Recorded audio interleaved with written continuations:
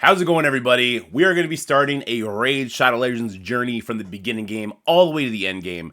I've been wanting to try Raid Shadow Legends for about, I don't know, 5 years since I started covering a different Hero Collector game.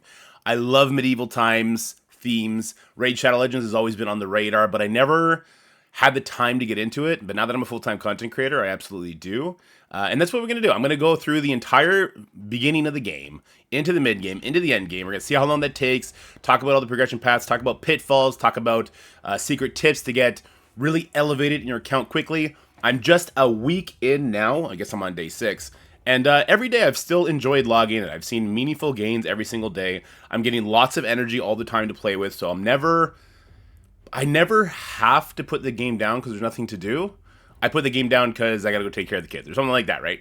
So I wanted to talk to you in this first video just about why that is, why this game is fun, and then like the 2 biggest tips that was given to me from my Twitch chat that has absolutely helped elevate my game and just helped elevate my understanding. So as far as Raid Shadow Legends go, I'm not going to talk about the basics of the game. The game is it's a hero collector strategy game. You take in a certain amount of characters, you go through 3 waves, and sometimes there's a big boss at the end. And it's that big boss that I think is super fun. So I've been farming, who I've been dubbing Lord Farquaad. I've been farming him for quite a while right now. Let me do a little bit of a lesser difficulty just so we can get through this quickly. I've been farming him because he's useful for the progression path, the ascension path. He has these crystals that are very useful for multiple characters. But what I wanted to talk about in this part of the video is just like how clean it looks, how fast it is. And if you play on Plarium, the load screens are bang, bang. There's no downtime. It's always you're doing what you want to do progression-wise in your Bastion, or you're just playing the game. And it's really smooth. The graphics are really nice. And more often than not, besides like the first 5 campaign nodes of each chapter, then there's a boss at the end. There's always a boss. And it's always like a really cool looking boss. I want to say with the exception of this guy, but I don't know. He looks like Lord Farquaad, and I think that's pretty cool.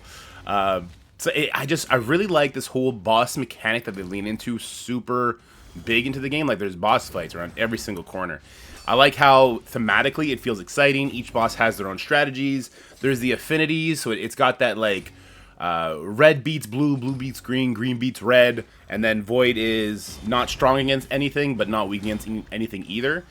I just think the gameplay is really cool, and I think graphically it's really nice. I just really like the game. I really like the story mode and the campaign as well. It's really entertaining. Here, let me just back out of this for now. We'll go talk about the campaign. Stage selection. Let's go back to battles. I really like just the campaign, and I like how it evolves, how it climbs over time. So it's very, very quick when you start the game. See, I'm only 6 days in. I'm on the last chapter, but of the first difficulty. So if I go into any sort of campaign here, I can see that there's a normal difficulty, there's a hard, brutal, and then a nightmare mode. And I just thought this is, like, I grew up on games where this is a really exciting way to do a game. Because what you do is you have the opening where it's really easy, you get to see the enemies, and then once you hit the end game, you're wondering, like, what would that have been like if it had the appropriate talents, if it had the appropriate power levels, if the scaling of the characters on those maps is what I expect now when I do, like, PvP at the end game. And it seems like Raid Shadow Legends did that, and I thought that's really, really cool. So I'm excited to play through all the campaigns and all the different difficulties. The element of community in this game as well. When we talk about clans, this is going to be a clan is your guild, is your alliance, is whatever you're used to. That's your group of friends that you're playing with, all under one banner. And there's clan bosses, which is something I've really missed in other games that I cover, that they just don't have it. Where there's a big bad, and you got to go in there and you got to fight him. So there's no waves on this one. It's just a big bad. And with this big bad, there's lots of strategy. So let me go in here and I'll show you. Well, first I got to claim the rewards from yesterday. And I'll show you one of the strategies I had to employ. So this Outlander monk has an ability called Poison. Now, he is a super weak character.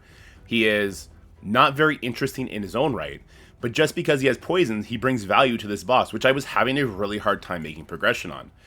So what a poison does, it does maximum HP of the boss instead of based on that character's attack. So I'm hitting for like 3,000 here. My Deacon is one of my best characters. She hits for about 4,000. Hellraiser, this is my best character, hits for 10,000. Speed happens, 20,000, 20,000.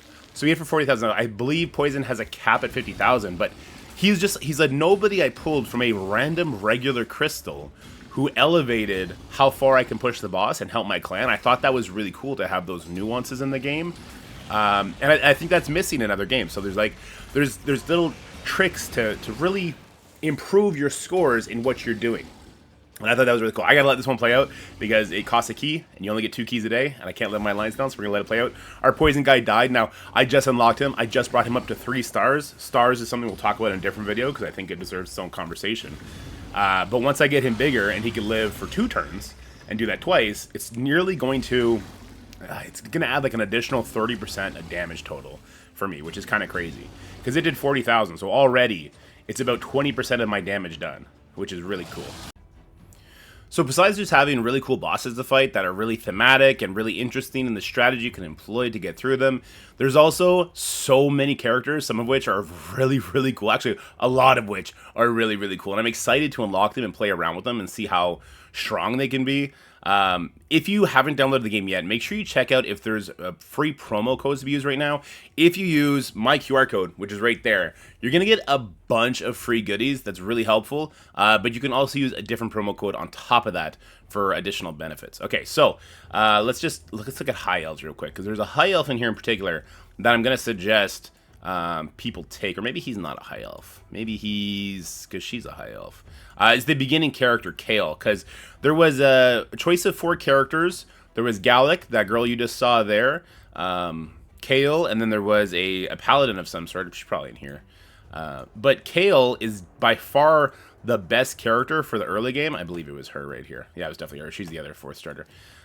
He's the best because he has poisons, and that's just really powerful against that first clan boss you saw, which is so impactful on a certain amount of resources, a certain type of resources that we'll talk about in a different video again. And he'll be a character that you want to invest in super high, that'll be much tankier, and so he's going to give you so much benefits from that. But there's great characters in the game too, like Sun Wukong. They made a character for Ronda Rousey, and she's just an absolute beast. I played with her in a sponsor stream before. I don't have her on this account. I'm starting fresh, so I get that fresh player experience. So it just seems like the possibilities for different combinations of fun between the bosses and the characters I use seems nearly endless. And the modes in which you get to fight them, there's so many modes that you unlock right away. Again, in other games, it keeps you locked out of the modes for weeks, if not months.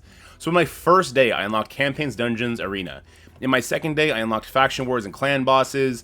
It's going to be a little bit before I unlock Doom Tower, probably 1 week tops. If I get on and spend my energy with the double XP, it just rains on you. I hear Doom Tower is a lot of fun, and then Curse City, I have no idea what Curse City is, but I'm excited to play that as well. So I just really like the amount of things there are to do in this game. Yes, it's a mobile game, but it feels like a console game where I could boot it up and I could play it for as long as I want, anytime I want.